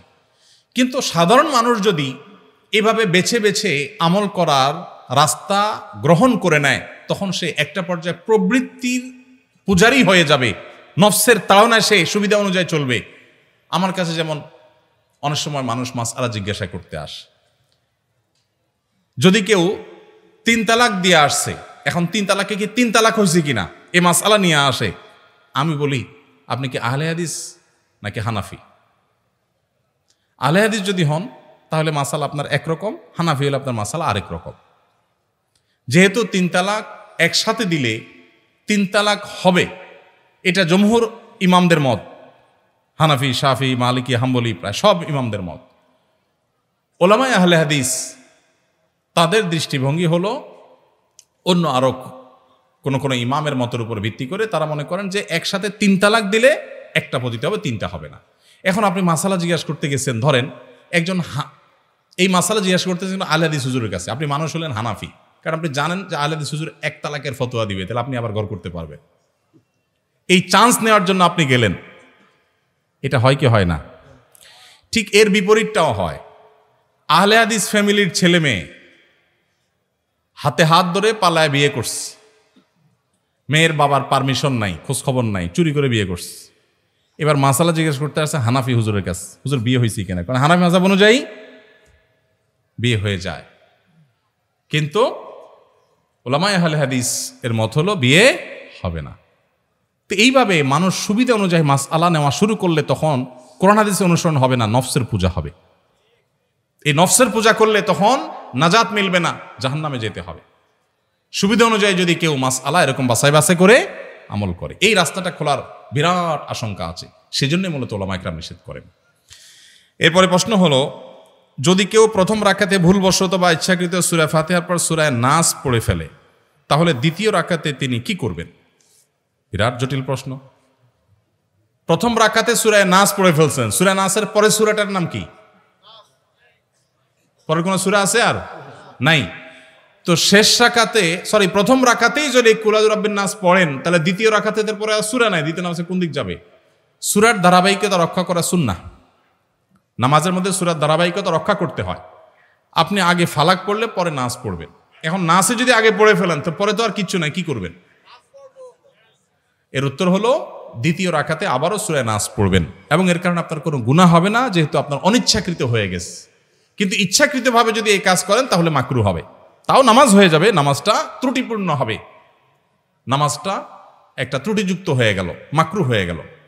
অতএব যদি কেউ প্রথম রাকাতে কোনো কারণে সূরা নাস পড়ে ফেলেন, দ্বিতীয় রাকাতে আবার তিনি সূরা নাস পড়বেন। যদি সূরা নাস না পড়ে এদিককার কোনো সূরা পড়েন, সূরা ফালাক বা অন্য কোনটা, তাতেও নামাজ হয়ে যাবে, নামাজ হবে না ব্যাপারটা সেরকম না। কিন্তু ধারাবাহিকতা মেনটেন করে নামাজ পড়াটা উচিত এবং কর্তব্য, সুন্নাহ, সেটা লক্ষ্য করে করতে হবে। ইচ্ছার বাইরে হয়ে গেছে, অজান্তে হয়ে গেছে, সেটা ভিন্ন বিষয়। এরপরে প্রশ্ন হলো, যদি কোনো জিনিসে পা লাগে তাহলে আমরা হাত মুখে এবং কপালে দিয়ে সালাম করি, এটা ইসলামী দৃষ্টিতে কেমন? এটা আমাদের দেশে বেশ প্রচলিত আছে। কারোর গায়ে পাও লাগছে তো আমরা তার গায়ে হাত দিয়ে স্পর্শ করে বুকে লাগাই, মুখে লাগাই। এরকম কোনো সম্মানিত কোনো বস্তু মনে হলো বইয়ের মধ্যে পা লাগছে, আমরা এই কাজ করি, এটা সঠিক কিনা? উত্তর হলো যে কোনো ব্যক্তি তার গায়ে পাও লাগাটা আমাদের সমাজে একটা দোষণীয় ব্যাপার, এটাকে মানুষ অসম্মানের মনে করে। এখন এ ভাই আছেন, মুরব্বী আছেন, উনি আছেন, এক মুসলমান অন্য মুসলমানকে সম্মান করবে না অসম্মান করবে? সম্মান করবে। এখন পাও দিয়ে টাচ করলে সেটা যদি অসম্মান হয়, আমাদের সমাজে সম্মান অসম্মানের ভাষাটা কিন্তু আবার ভ্যারি করে সমাজের উপরে। সব সমাজে সব আচরণ সম্মানের না, সব আচরণ অসম্মানের না। যেমন আমি একটু উদাহরণ দিলে বুঝে আসবে আপনাদের। আমি সৌদি আরবে ছিলাম, বিভিন্ন দেশের মানুষের সাথে মিশেছি সেই সুবাদে। তো ইন্ডিয়ান মানুষদের মধ্যে, ইন্ডিয়ান কিছু কেরালা, তামিল, ওই সমস্ত এলাকা মানুষদের মধ্যে একটা কালচার বেশি আছে, ইন্ডিয়ার অন্যান্য অঞ্চলেও আছে, কিন্তু ওরা বেশি করে। আপনি কোনো কিছু জিজ্ঞেস করেছেন বা সে হাঁ শুলক, সায় শুলক, মাথা নাড়াবে। তো আমরা বাংলাদেশে মানুষ সাধারণত হাঁ বললে ভাই মাথা নাড়াই, তাই না? তারা হাঁ বলে মাথা নাড়া মানে দেখাবে কিভাবে, হাঁ এটা বোঝাবে কিভাবে, হ্যাঁ ভাই, হ্যাঁ হ্যাঁ, এমনভাবে মাথা নাড়াবে। আপনি যদি আগে কখনো না দেখেন বলবেন ব্যাপার কি, হ্যাঁ এটা কি না কি না, আসলে সে কিন্তু হ্যাঁ বলছে। তো এই যে মানুষের ভাষা, এটা অঞ্চলভেদে পরিবর্তন হয়। একই ভাষা এক জায়গায় একটা মিন করে, আরেক জায়গায় আরেকটা মিন করে। আমি ফিলিপিনোদেরকে দেখেছি সৌদি আরবে, তাদের সাথে কাজ করেছি। আমার অফিস সহকর্মীও ছিলেন ফিলিপিনি ওলামা একরাম, দায়ীরা ছিলেন দাওয়া অফিসে সৌদি আরবে। তো ফিলিপিনিরা, তাদেরকে যদি আপনি জিজ্ঞেস করেন ভাত খাইছু কিনা, তারা জবাব দিবে কি আপনি জানেন? মুখে জবাব দেখান না দেখ, আচরণ। যেমন আমরা মাথা নাড়ে যদি জবাব দিই, তাহলে আমরা কি বলবো? হ্যাঁ খাইছি, এই টাইপের কিছু একটা বলবো, তাই না? মুখে না বললে মাথা নাড়লে। আর ওরা কি করে? চোখের উপর দিকে উঠায়, যেমন এই যে এরকম বলে। এখন আমাদের যদি কাউকে জিজ্ঞেস করা হয় ভাই ভাত খাইছো, আর ও যদি এরকম চোখ ঘোরায়, মায়ের খাওয়ার উপক্রম হবে না? জিজ্ঞেস করলাম তুমি ভাত খাইছো কিনা, ভালো কথা বললাম, তুমি তো চোখ বড় বড় করতেছো। তাহলে যেই জিনিসটা তাদের কাছে হাঁ সূচক, সেটাই আমাদের কাছে আয়েব সূচক। এই জন্যই বলা হয় এক এলাকার গালি আরেক এলাকার। এই জন্য শরিয়ার নির্দেশনা অনুযায়ী মানুষকে সম্মান করতে হবে। এখন পাও লাগাটা আমাদের এলাকাতে এটা আয়েবের, অসম্মানের। কাউকে অসম্মান করতে হলে পাও দিয়া তাকে টাচ করা হয়। আরবের মানুষের কাছে এটা কিন্তু আয়েবের না। বিভিন্ন হাদিস পাওয়া যায় যে নবী করিম সাল্লাল্লাহু আলাইহি সাল্লাম কেউ শুয়ে আছেন, ডাকবেন, তো পাও দিয়া ডাকছেন। এখনো আরবদের মধ্যে একটা ট্র্যাডিশন আছে, দেখবেন পাও দিয়া ডাকা হয়। কেউ হারাম শরীফে যদি যেয়ে থাকেন মক্কা মদিনায়, দেখবেন চিত হয়ে শুয়েছেন মসজিদে, হয়তো আরেকজন এসে আপনারা ডাকবে, তো আমার দেশে তো সুন্দর করে হাত ধরে বলবে ভাই উঠেন। আর ওদের হলো নিয়ম হলো এরকম পাও দিয়ে আপনারা গুতা শুরু করবে। আপনি যেন কত বড় বেয়াদব, হারাম শরীফে মানুষকে লাত্তি মারতেছে, কিন্তু এটা তাদের কালচার। তো আমাদের সমাজে যেহেতু এটা দোষণীয় এবং অসম্মানের, সম্মান করতে হবে। সম্মান প্রকাশের ভাষা এক এক এলাকায় এক একভাবে হয়। সো পাও যদি লেগে, তাহলে পাও লাগার কারণে তিনি অসম্মানিত বোধ করতে পারেন। আমি তাকে হাত দিয়ে বোঝানোর চেষ্টা করি, আমি কিন্তু ইচ্ছাকৃত আপনাকে পাও দেই নাই, এটা ভুলে লেগে গেছে, জাস্ট এটা একটা ইঙ্গিতের ভাষা। অতএব এভাবে যদি তাকে হাত স্পর্শ করে বোঝানো হয় যে আপনি আমার বুকের আছেন, আমি আপনাকে ইচ্ছাকৃত লাথি মারি নাই বা পাও লাগাই নাই, তো এটা নাজায়েজ কিছু না। এটা নিয়ে অনেকে অনেক বড় করে ফেলেন, আরে না এটা তো শরীয়তে নাই, এভাবে বুকে হাত দিবেন কেন, মাথায় হাত দিবেন কেন। এটা মূলত একটা আচরণগত ইঙ্গিতের ভাষা। অতএব এভাবে যদি কেউ জানান দেন অসুবিধা নাই, কিন্তু এটাকে শরীয়ত মনে করবেন না, কোরআন হাদিস মনে করবেন, এটা জাস্ট আচরণের ভাষা। ওই যে চোখ উল্টায়া জবাব দেয়, মাথা নাড়ায় জবাব দেয়, ওইটা ওই টাইপের একটা কাজ। বিধায় এটা করতে হবে এরকম কোনো জরুরি না। আপনি যে কোনোভাবে যদি তাকে বুঝান যে ভাই সরি, মুখেও যদি বলেন ভাই সরি লেগে গেছে, আমি ইচ্ছাকৃত পাও দেইনি, বাস দ্যাটস এনাফ, যথেষ্ট। বোঝাতে পারছি? এরপরে প্রশ্ন হলো, মানুষ যখন মানসিকভাবে অনেক বিষণ্ণ হয়ে পড়ে, তখন প্রফেশনাল সাইকোলজিস্টের কাছে কাউন্সিলিং করানোর জন্য যায়, এতে ইসলামে কোনো বিধিনিষেধ আছে কিনা, থাকলে কি ধরনের? ভাইরা আমার, ঘরে ঘরে মানুষের মধ্যে ডিপ্রেশন এটা ঝেঁকে বসছে। আপনারা জানেন পশ্চিমা পৃথিবীতে, ইউরোপ আমেরিকাতে, পৃথিবীর উন্নত দেশগুলোতে ডিপ্রেশন, বিষণ্ণতা, এটা বাচ্চাদেরকে পর্যন্ত গ্রাস করছে। ঘরে ঘরে মানুষ আত্মহত্যা করছে, ঘরে ঘরে মানুষ শেষ হয়ে যাচ্ছে। এই অবস্থা থেকে উত্তরণের জন্য কাউন্সিলিংয়ে এই ব্যবস্থা করা শরীয়তের দৃষ্টিকোণ থেকে নিষিদ্ধ কিছু না। কিন্তু সাধারণত কাউন্সিলর, সাইকিয়াট্রিস্ট যারা হয়, সাইকিয়াট্রিস্ট বা সাইকোলজিস্ট, এদের বেশিরভাগই দেখা যায় সেকুলার পদ্ধতিতে মানুষকে তাদের সাইকোলজিক্যাল ট্রিটমেন্ট করে। এখানে অবশ্য আমাদের তরুণরা যদি সাইকোলজি নিয়ে পড়াশোনা করেন, তার যদি সাইকিয়াট্রিস্ট হন, তাহলে সেক্ষেত্রে সেটা উম্মার জন্য বড় একটা খেদমতের কাজ হবে। কারণ ঘরে ঘরে এখন ডিপ্রেশন শুরু হয়ে গেছে, এটা বড় কাজ, এটা করতে পারেন। তো যদি সাধারণ সাইকিয়াট্রিস্টের কাছে যান, এটা নাজায়েজ কোনো বিষয় না। সে ভুলভাল কিছু বললে সেটা গ্রহণ করবেন না, বাস এটুকু মাথায় রাখবেন। বদলি হজ করার ক্ষেত্রে, বদলি হজ করার পূর্বে যদি যিনি বদলি হজ করবেন তার নিজের হজ করা কি আবশ্যক? বদলি হজের নিয়ম কি? অবশ্যই আবশ্যক। আপনি যদি কারোর বদলি হজ করতে চান, টাকা তার, আপনি হজ করবেন, তাহলে আপনার নিজের হজ আগে করতে হবে। নবী সাল্লাল্লাহু আলাইহি ওয়াসাল্লামের সময় এক ব্যক্তি হজ করছেন এবং তিনি তালবিয়া এহরাম বাঁধার সময় নিয়ত করছেন, আল্লাহ আমার ভাই শুভরুমার তরফ থেকে আমি এহরাম বাঁধছি। তখন নবী সাল্লাল্লাহু আলাইহি সাল্লাম বলেছেন, তুমি নিজে কি নিজের হজ করেছো? তখন বলেছেন, না ইয়া রাসূলুল্লাহ, আমি তো নিজের হজ করি নাই, আমার ভাই শুভরুমার হজ করতে আসছি, বদলি হজ। তখন নবীজি বলেছেন, তুমি আগে নিজের হজ করো, এরপরে শুভরুমার তরফ থেকে হজ করবা। এখান থেকে বোঝা যায় বদলি হজ করতে হলে আগে নিজের হজ করা লাগবে। আমি একজন বিবাহিত সরকারি চাকরিজীবী নারী। আমার মা জীবিত নাই এবং বাবা অসুস্থ, বিধায় স্বামী ও ছেলেকে নিয়ে বাবার বাড়িতে থেকে বাবাকে দেখাশোনা করতে হয়। স্বামী চাকরিজীবী এবং ছেলে শিক্ষার্থী।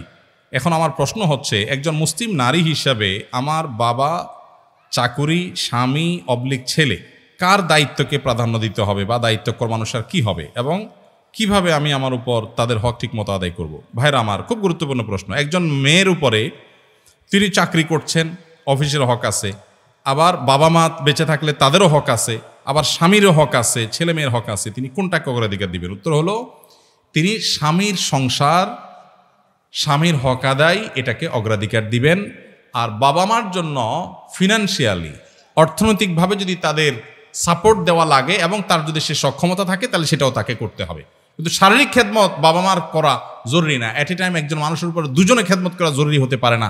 এই জন্য মেয়েদের জন্য বিবাহের পরে স্বামীর খেদমত করা, স্বামীর সেবা করা, স্বামীর হক আদায় করা তার জন্য বেশি জরুরি। এবং এর পাশাপাশি তিনি যদি চাকরি করতে পারেন শরিয়া মেনটেন করে, পর্দা মেনটেন করে, বহু যদির পর সেটা জায়েজ হতে পারে যদি তার মূলটা ঠিক রেখে করতে পারেন। অনেক বোনরা আছেন টাকার কামাই করার মজা পেয়ে গেছেন, তারা এটাতে লেগে গেছেন, কিসের স্বামীর হক, কিসের সন্তানের হক। আবার অনেকে ওয়াজ নসিহত করার মজা পেয়ে গেছেন মহিলাদের মধ্যে। এক ধরনের তবলিগ বাইর হয়েছে, স্বামী নাই, অভিভাবক নাই, এক জেলাতে আরেক জায়গায় তবলিগ করতে চলে যাচ্ছে, আছে না নাই? এটার নাম কি তালিম বা নাম জানে? চারসাথী তালিম, আরো কি কি। এগুলা পরিষ্কার হারাম কাজ এবং শরিয়া বিরোধী কাজ। দেখতে ভালো মনে হচ্ছে কিন্তু নাজায়েজ কাজ। আল্লাহ আমাদেরকে হেদায়েত দান করুন। এরপরে প্রশ্ন হলো, কেউ নামাজ পড়লে তার সামনে দিয়ে আসা জায়েজ আছে কিনা? কেউ নামাজ পড়ছে, তার সামনে ক্রস করা জায়েজ নাই, কিন্তু সামনে বসা আছেন বরাবর, আস্তে করে ডানে বা বামে নেমে গেলেন, এটা জায়েজ আছে। দুইটা কিন্তু দুই জিনিস। অনেকে পিছনে করে নামাজ পড়তেছে, বেচারা একটু লম্বা কেরাতে পড়তেছে, সুন্দর করে নামাজ পড়তেছে, বারবার পিছনের দিকে তাকায়, চোখ বড় বড় করে, পারলে কই মাছের মাথা চাবায়। কই মাছের মাথা চাবানো বুঝছেন? মানে এরকম করতেছে, মাসালা জানে না। আপনি যদি কোনো নামাজির সামনে বরাবর বসে থাকেন, তাহলে ডানে বা বামে আপনি সরে যেতে পারেন। এটাকে বলা হয় নুজুল, সরে যাওয়া, এটা জায়েজ আছে। মুরুর হলো না জায়েজ। মান মাররা বাইনা ইয়াদাইল মুসাল্লি, হাদিসের ভাষ্য। মুরুর মানে হলো ক্রস, অতিক্রম, এক পাশ থেকে আরেক পাশে যাওয়া, এটা না জায়েজ। সামনে বসে আছেন, সরে গেছেন, এটা না জায়েজ না। সুউদ, মুরুর, সুউদ এবং নুজুল এই দুইটা জায়েজ, মুরুর না জায়েজ। হাদিসে মুরুর নিষেধ করা হয়েছে, সুউদ আর নুজুল নিষেধ করা হয়নি। আপনি নামাজ পড়ছেন, সামনে জায়গা ফাঁকা, জামাত দাঁড়ায় গেছে, তো আপনি পেছন থেকে সোজা নামাজের বরাবর দাঁড়ায় গেছেন, ডানেও যান নাই বামেও যান নাই, বরাবর যা দাঁড়ায় গেছেন, এটা জায়েজ আছে। আবার বরাবর সামনে আছেন, সরে গেছেন, এটাও জায়েজ আছে। না জায়েজ কোনটা? নামাজের সামনে দিয়ে এক পাশ থেকে আরেক পাশে গেলেন, এটা হলো না জায়েজ। অতএব যত দেরি হোক, যত কষ্ট হোক, সবর করবেন এবং ক্রস করবেন না। আর যিনি নামাজে দাঁড়াবেন তারও দায়িত্ব হলো যে মানুষের চলাচলে ব্যাঘাত হয় এরকম কোনো জায়গায় নামাজের নিয়ত করবেন না। এখন জামাতে নামাজ এক দুই রাকাত ছুটে গেছে, বেচারা সেগুলো আদায় করতেছে, তার তো কিছু করার নাই। এক্ষেত্রে সামনে মুসল্লিরা হাঁটাহাঁটি করবে না। অনেক সময় দেখা যায় নামাজিরা এক দুই রাকাত মিস করেছেন, মাসবুক হয়েছেন, তারা নামাজ পড়ছেন, আর বাকিরা উঠে হাঁটাহাঁটি শুরু করছে নামাজের সামনে দিয়ে। নবী সাল্লাল্লাহু আলাইহি ওয়াসাল্লাম বলেছেন, নামাজি ব্যক্তির সামনে ক্রস করা, হাঁটাহাঁটি করা, এটা কত বড় অপরাধ, এর শাস্তি কত জঘন্য হবে, এটা যদি মানুষ জানতো 40 পর্যন্ত মানুষ অপেক্ষা করতো। 40 বলতে 40 দিন না বছর, সেটা নবী সাল্লাল্লাহু আলাইহি ওয়াসাল্লাম বলেন নাই। তাহলে বোঝা গেল যে ক্রস করা, অতিক্রম করা জায়েজ নাই। যত সময় লাগুক প্রয়োজন অপেক্ষা করতে হবে, সবর করতে হবে। এরপরে প্রশ্ন, বাবা মা বেঁচে থাকাকালীন ছেলে তার স্ত্রীকে হজে নিয়ে যাওয়া যাবে কিনা? দেখুন, বাবা মা বেঁচে আছেন, আপনি আপনার স্ত্রীকে হজে নিয়ে গেছেন, কাজটা কি ভালো করলেন না খারাপ করলেন? সবাই বলতেছেন খারাপ করলেন। মাশাআল্লাহ, বাংলাদেশে মানুষ অবশ্য ঘরে ঘরে মুফতি আর ঘরে ঘরে ডাক্তার। অসুখ হইলেও বুদ্ধি দেওয়ার লোকের অভাব নাই, আর মাসালা তো বলার লোকের কোনো অভাবই নাই। মাশাআল্লাহ। ভাইরা আমার, হজের ব্যাপারটা হলো নিজের টাকা থাকলে নিজের হজ করানো ফরজ। নিজের টাকায় কাউকে হজ করানো কখনো ফরজ হবে, সেটা বাবা মাকেও না, স্ত্রীকেও না। এখন যদি নফল হজ করানোর ব্যাপার আসে, প্রসঙ্গ আসে, অবশ্যই আপনাকে আল্লাহ টাকা দিয়েছেন একজনকে নফল হজ করানোর, তো আপনি কাকে প্রায়োরিটি দিবেন? তার উত্তর হলো অবশ্যই আপনি স্ত্রীর উপরে বাবা মাকে প্রায়োরিটি দিবেন। তাহলে উত্তরটা একটু ক্লিয়ার করে বলতে হবে। আপনার নিজের উপরে যদি হজ ফরজ হয় তাহলে আগে নিজের হজ করতে হবে। আমাদের দেশে বউয়েরই হজ করানো তো বহুত পরের কথা। অনেক ছেলে বাপ মারে হজ করানোর আগে নিজে হজ করলে গ্রামের মানুষ সমালোচনা করে, কত খারাপ ছেলে, বাপ মারে হজ না করে নিজে হজ করছে। এই সমালোচনা কি যৌক্তিক না অযৌক্তিক? কেন অযৌক্তিক? কারণ হজ যার টাকা থাকে তার উপরে ফরজ হয়। ছেলের টাকা হয়েছে ছেলের উপরে ফরজ, বাপ মার টাকা নেয় তাদের উপরে ফরজ না। এটা রেসপেক্টের বিষয় না, এটা ফরজ আদায়ের বিষয়, অতএব ফরজ আদায় করতে হবে। কিন্তু ছেলেরাও অনেক সময় নিজে হজ করতে চায় না, বলে যে এত সকাল হজ করে ফেললে আরও তো জীবন বাকি রয়েছে, জোয়ান বয়সে হজ করে ফেললে শুনছি যে হজ করলে আর কোনো আকাম কুকাম করা যায় না, তো এত তাড়াতাড়ি হজ করে ফেললে কেমনে হবে, এখনো তো অনেক কিছু বাকি। আমি বলি, এখানে ওলামা একরাম আছেন, আমার ভুল হলে বলবেন, আমি কোরআন হাদিসে কোথাও কোনো ফেকার কিতাবে মাসালার কিতাবে এটা পাই নাই যে হজ করলে আর কোনো আকাম করা যাবে না। এই কথা কোনো কিতাবে লেখা নেই। কে বলছে হজ করলে আকাম করা যাবে না? আকাম হজ করলেও করা যাবে না, হজ না করলেও করা যাবে না, ওইটার সাথে হজের কোনো সম্পর্ক নাই। আমাদের দেশ থেকে সব বুড়া মানুষ হজ করতে চায় আর সব হারাহারি করে, এদিকে হারায় ওইদিকে যায়। আপনি ইন্দোনেশিয়ান, মালয়েশিয়ার, অন্যান্য দেশ, আমার দেশে সব হারায়। মিনাতে অনেক বছর আগের কথা, মানে 10-12 বছর আগের কথা, এক হাজি সাহেব দেখি যে শুয়ে আছে। তখন এখনকার মতো এত সুশৃঙ্খল ছিল না, পুলিশের এত অ্যাক্টিভিটিস ছিল না। তো আমি মিনার দিকে আসলাম মুজদালেফা থেকে, আরাফাত আরাফাত থেকে মুজদালেফা রাতে যাপন করে আসছিলাম। তো ওই মুরব্বীকে দেখলাম যে একা একা শুয়ে আছে, সবাই ওইদিকে যাচ্ছে। মুরব্বীর শোয়ার স্টাইল বলতেছে উনি গত 1-2 দিন থেকে এই জায়গায় আছেন, মানে লম্বা ঘুম, এবং তার গলায় প্লাগ আছে বাংলাদেশের পতাকা। দেখে চিনলাম আমার দেশি মানুষ। বৈশা ভালোর জন্য জিজ্ঞেস করলাম, বাবাজি আপনি কি আরাফাতে যান নাই, মুজদালেফা যান নাই? কয় না, আমি 2 দিন ধরে এখানে আছি বাবা। তোমাকে বলেন কি, সবাই তো চলে গেছে, আপনি যান নাই? কন আমি যাই নাই, এখানে আছি, এই তো হজের এলাকা। তো আমি বললাম হজ হয় নাই তো, আরাফাতে না গেলে তো হজই হবে না, ওটা ফরজ। আমার উনি ধমক দিয়া বললেন, তোমার মাথা, হজ করার নিয়ত করে আসছি, হজ হবে না। কে বলছে তোমারে? আমি আর কথা না বাড়ায় দেখলাম যে যান বাজায় চলে যাই।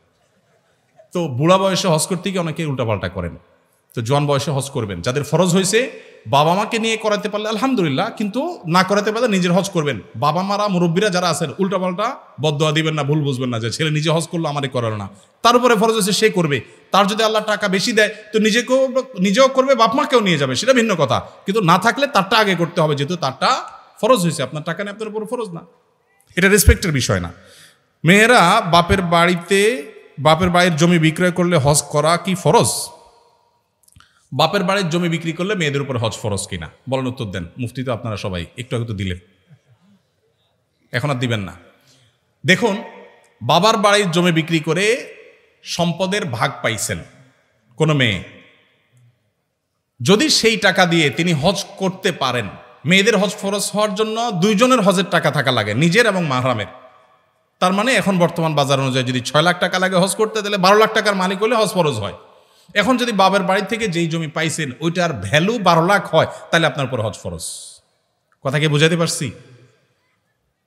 এখন বলবেন জমি বিক্রি করে হজ করবে? হ্যাঁ, জমি বিক্রি করে হজ করবে ওই ব্যক্তি যে জমির ইনকামের উপরে ডিপেন্ডেন্ট না, যার জমির ফসল দিয়া তার 12 মাস চলে, সংসার চলে, তার জন্য জমি বিক্রি করে হজ করা ফরজ না।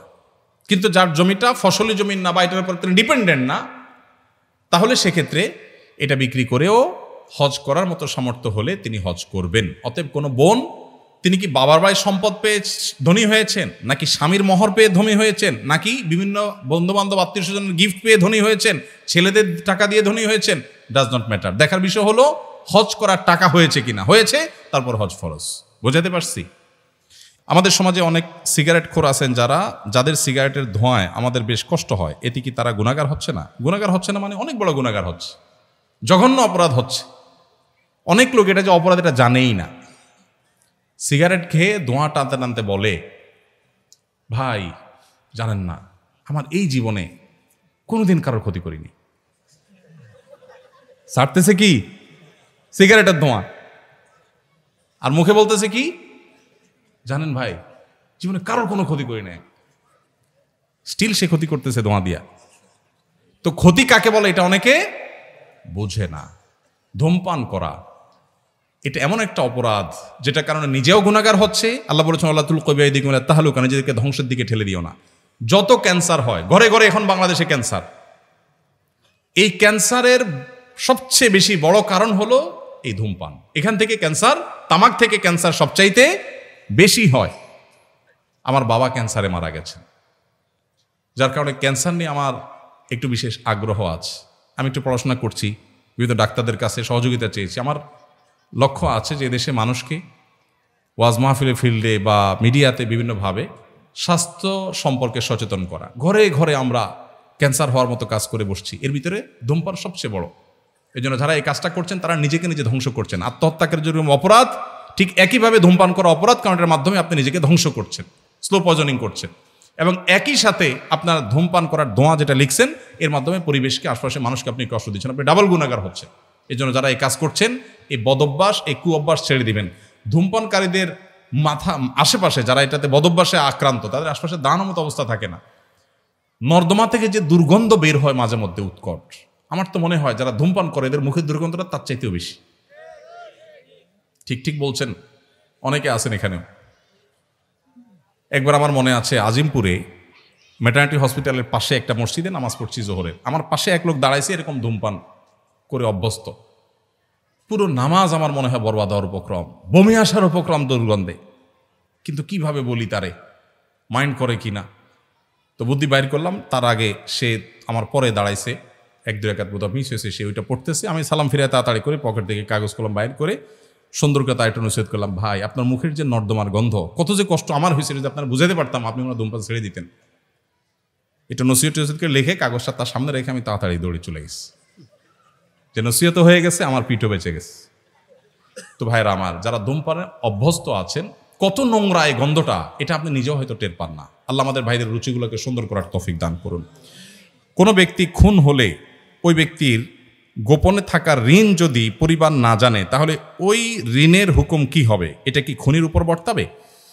কেউ কাউকে খুন করেছে, আল্লাহ মাফ করুক, যদি কিছু একটা করবে, আপনি গোপন রেখেছেন, কাউকে জানান নাই, এটা গুনাহের কথা, এটা উচিত হয় নাই। কিন্তু নিহত হয়ে মারা গেছেন তিনি, ওমান কতিলা দুনা দামিহি ফাহুয়া শহীদ, আশা করা যায় আল্লাহর কাছে তিনি শাহাদাতের মর্যাদা পাবেন যদি ইমানদার হয়ে থাকেন। কিন্তু তার ঋণ পরিশোধের দায় তাকে নিতেই হবে। এটা খুব ভয়াবহ ব্যাপার। নবী সাল্লাল্লাহু আলাইহি সাল্লাম ঋণ করে যারা মারা যেত তাদের জানাজা তিনি পড়তেন না, অন্যদেরকে পড়তে বলতেন। কেন? এটা শিক্ষা দেওয়ার জন্য যে মানুষের ঋণ যেন পরিশোধ করতে কেউ সিরিয়াসনেসের অভাব না থাকে। জাকাত দিলে কি লাভ, না দিলে কি লাভ, না দিলে কি ক্ষতি? জাকাত দিলে লাভ হলো সম্পদে আল্লাহ তাআলা বারাকা দিবেন, সম্পদের সেফটি হবে, সম্পদ পবিত্র হবে। জাকাত শব্দের অর্থই পবিত্র করা। আর না দিলে কি হবে? সম্পদ অপবিত্র হবে। কিয়ামতের ময়দানে আল্লাহ তাআলা শাস্তি দিবেন। কি শাস্তি দিবেন? কোরআনে আল্লাহ বলেছেন, ইয়াউমা ইউহমা আলাইহা ফি নারি জাহান্নাম ফাতাকুয়া বিহা জিবাহুহুম ওয়া জুনুবুহুম ওয়া যুহুরুহুম হাযা মা কানাসতুম লিআনফুসিকুম ফাযুকু মা কুনতুম তাকনিজুন। যারা যাকাত দেয়নি, সম্পদ জমা করে রেখেছে, আল্লাহ বলেছেন আল্লাযীনা ইয়াকনিজুনা আয-যাহাবা ওয়াল ফিদ্দা ওয়া লা ইউনফিকুনহা ফি সাবিলিল্লাহ। যারা সম্পদ সঞ্চয় করে রেখেছে, কুকিগত করে রেখেছে, আল্লাহর রাস্তায় দান করে নাই, এদের এই সম্পদকে কিয়ামতের ময়দানে আল্লাহ তাআলা জাহান্নামের আগুনে লোহা বানিয়ে এগুলোকে পাতের মতো, লোহার মতো পাতের মতো উত্তপ্ত করে এটা দিয়ে তার শরীরের ললাটে, কপালে, দুই পার্শ্ব দেশে, পিঠে তাকে ছেক দেওয়া হবে এবং বলা হবে, দুনিয়াতে যেই সম্পদের মায়া করে জাকাত দেওয়া নেয় সে সবাই মনে করে এখন তার স্বাদ ভোগ করো। আল্লাহ তাআলা আমাদেরকে হেফাজত থাকার তৌফিক দান করুন। এই জন্য ভাই, এই বিষয়ে আমাদের খুব বেশি আল্লাহকে ভয় করতে হবে, জাকাত দিতে হবে। বেশিরভাগ লোক হিসাব করে জাকাত দেন নাই। জাকাত দিতে কিন্তু বেশি টাকা লাগে না, মাত্র 595 গ্রাম রূপার মালিক হলে জাকাত হয়। 595 গ্রামের রূপার এই মুহূর্তের বাজার দর কত আমি জানি না, তবে আনুমানিক 70 থেকে 80,000 প্লাস মাইনাস এর কাছাকাছি। এই টাকা 1 বছর থাকলে জাকাত ফরজ হয়। অনেক রিকশাওয়ালা ভাই আছেন এই টাকা জমায় ফেলছেন এবং জমানো আছে, তাদের উপর জাকাত ফরজ। হিসাব করলে বেশিরভাগ মানুষের উপর জাকাত ফরজ হয়ে যায়। এই জন্য জাকাত দিতে হবে।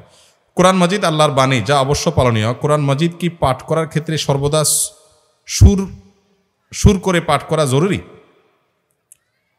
কোরআনে কারিমের তেলাওয়াতে সুন্দর কণ্ঠে তেলাওয়াত করা জরুরি। নবী সাল্লাল্লাহু আলাইহি সাল্লাম বলেছেন, মাল্লাম ইয়াতাগান্না বিল কুরআন লাইসা মিন্না মাল্লাম ইয়াতাগান্না বিল কুরআন। যে ব্যক্তি কোরআনকে সুন্দর কণ্ঠে পাঠ করে না, করার চেষ্টা করে না, সে আমার উম্মত না। তিনি আরেক হাদিসে বলেছেন, জাইয়িনুল কোরআন আবি আসওয়াতিকুম, তোমরা কোরআনকে তোমাদের কণ্ঠ দিয়ে সুন্দর করো। এজন্য যার যতটা সৌন্দর্য আছে কণ্ঠে, তিনি তা দিয়ে সুন্দর করার চেষ্টা করবেন। জরুরি না সবাইকে সর্বোচ্চ সুন্দর কণ্ঠে তেলাওয়াত করতে হবে, আপনার যতটুকু আছে ততটুকু দিয়ে তেলাওয়াত করার চেষ্টা করবেন। তবে সুন্দর কণ্ঠে তেলাওয়াত করা এটা কোরআনে নির্দিষ্ট। কারো কণ্ঠে সৌন্দর্য নাই, অসুবিধা নাই, তার যা আছে তা দিয়ে তেলাওয়াত করবেন, চেষ্টাটা অন্তত করবেন, এটা সুন্নাহ। যে ক্ষেত্রে মা বাবার অবাধ্য সন্তানদের জন্য মা বাবার করণীয় কি? অবাধ্য সন্তানকে বাধ্য করা এটা কঠিন একটা কাজ। দোয়া করবেন, চেষ্টা করবেন। ভালো কিছু বই আছে, সমকালীন প্রকাশনী থেকে একটা বই ছাপাইছে, মা মা মা বাবা। এই বইটার শরীর সম্পাদন আমি করেছিলাম, অসম্ভব ভালো একটা বই। আমার কাছে প্রচুর বই থাকে, এই বইটা আমি কিনি সব সময় গিফট করার জন্য যুবকদেরকে। তো এই ছেলে মেয়েদেরকে যদি এই বইগুলো পড়ানো যায় তাহলে এটা খুব ভালো একটা মোটিভেশন হয়। এই বই থেকে আল্লাহর ভয় দেখানো যেতে পারে, সভ্য ভালো বাবা মার প্রতি সদাচরণকারী সন্তানদের সাথে সন্তান উঠা বসার সুযোগ করা যেতে পারে। পশ্চিমা সংস্কৃতি আমাদের সন্তানদের বেয়াদব করে দিয়েছে, আমাদের ইসলামী শিক্ষা, মোরাল শিক্ষার অভাব আমাদেরকে শেষ করে দিয়েছে। তো ওই জায়গাটাতে ফোকাস দিতে হবে এবং আল্লাহর কাছে চোখের পানি ফেলতে হবে। আর সবচেয়ে বড় কাজ হলো মা বাবা বাচ্চাকে শৈশব থেকে আদব লেহাজ শিখাইতে হবে। আপনি যদি আপনার বাবার জুতার উপরে পাড়া দিতে ভয় পান, লজ্জাবোধ করেন, আপনার সন্তান আপনার জুতা দেখে আপনাকে দেখে সম্মান করবে। আপনি যদি আপনার বাবার জুতাটা সোজা করে দেন, আপনার সন্তান আপনার জুতার উপরে পাড়া দিতে চিন্তা করবে 10 বার। এগুলো শেখাইতে হয় আগে ভাগে শিখান নাই, অমানুষ হয়ে গেছে, এখন সুযোগ শেষ হয়ে যায় নাই। দোয়া করেন, চেষ্টা করেন, আর আল্লাহ তাআলার কাছে চোখের পানি ফেলতে থাকেন। আল্লাহ চাইলে হেদায়েত দিতেও পারেন।